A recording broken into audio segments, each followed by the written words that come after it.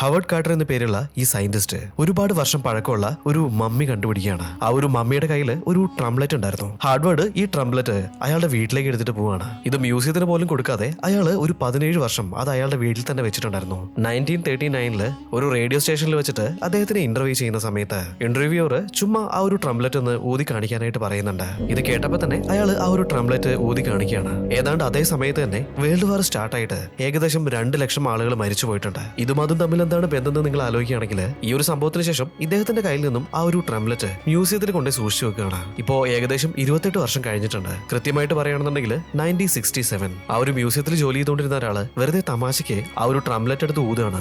അന്ന് തന്നെ ഈജിപ്തിനും ഇസ്രായേലിനും ഇടയിൽ ഒരു വാർ ഉണ്ടാവുന്നുണ്ട്. 2000-ലധികം ആളുകൾ ആ ഒരു വാറിൽ കൊല്ലപ്പെടുകയാണ്. ഈ ഒരു സംഭവം കഴിഞ്ഞിട്ട് 23 വർഷം കഴിഞ്ഞിട്ട് 1990 ഒരു ടൂറിസ്റ്റ് ഈ ഒരു സ്റ്റോറി എല്ലാം കേട്ടിട്ട് ഈ മ്യൂസിയത്തിലേക്ക് വന്നിട്ട് അത് പരീക്ഷിക്കാനായിട്ട് ഒന്നുകൂടി എടുത്ത് ഊതുകയാണ്. എല്ലാവരും തന്നെ അത്ഭുതപ്പെടുത്തിക്കൊണ്ട് അന്ന് ഗൾഫ് ഓഫ് വാർ സ്റ്റാർട്ട് ആവുകയാണ്. ഇതെല്ലാം ഒരു കോയിൻസിഡൻസ് ആണെങ്കിലും ഗവൺമെന്റിന്റെ സൈഡിൽ നിന്ന് ഈ ഒരു ട്രംപ്ലെറ്റ് ഇനി ഒരിക്കലും ആരും തൊടാൻ പാടില്ല എന്ന് പറഞ്ഞിട്ട് മ്യൂസിയത്തിൽ സ്ട്രിക്റ്റ് ആയിട്ട് അടച്ചു വെച്ചിട്ടുണ്ട്. ഇതിലും അത്ഭുതകരമായിട്ടുള്ള കാര്യം എന്താണെന്ന് വെച്ചിട്ടുണ്ടെങ്കിൽ പഴയ കാലത്ത് യുദ്ധം തുടങ്ങിയെന്ന് അറിയിക്കാൻ വേണ്ടിയിട്ടാണ് ഈ ഒരു ട്രംപ്ലെറ്റ് ഉപയോഗിച്ചുകൊണ്ടിരുന്നത്. ഈ ഒരു വിഷയത്തിൽ നിങ്ങൾക്ക് എന്താണ് തോന്നുന്നത്?